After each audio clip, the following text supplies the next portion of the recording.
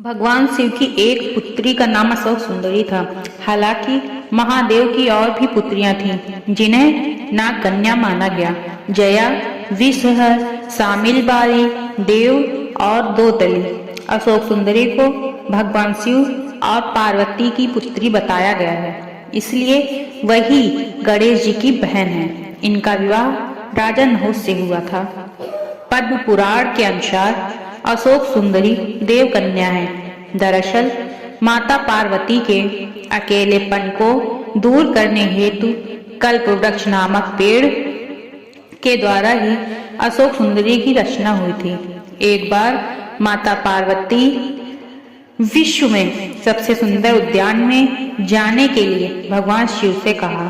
तब भगवान शिव अपनी पत्नी पार्वती को नंदनवन ले गए। वहां माता को कल्प वृक्ष से लगाव हो गया और वे उस वृक्ष को लेकर कैलाश आ गए। कल्प वृक्ष मनोकामना पूर्ण करने वाला वृक्ष है। पार्वती ने अपने अकेलेपन को दूर करने हेतु उस वृक्ष से यह वर मांगा कि उन्हें एक कन्या प्राप्त हो। तब कल्प वृक्ष द्वारा अशोक सुंदरी का जन्म हुआ। माता पार्वती ने उस कन्या को वरदान दिया कि उसका विवाह देवराज इंद्र जैसे शक्तिशाली युवक से होगा। इसी वरदान के असर के कारण एक बार अशोक सुंदरी अपनी दासियों के साथ नंदनवन में विचरण कर रहे थे। तभी वहां हुंड नामक राक्षस आया, जो अशोक सुंदरी की सुंदरता से मोहित हो गया और उसने अशोक सुंदरी के सामने विवाह का प्रस्ताव रखा। लेकिन अशोक सुंदरी ने अपने वरदान और विवाह के बारे में बताया कि उनका विवाह नहुष से ही होगा।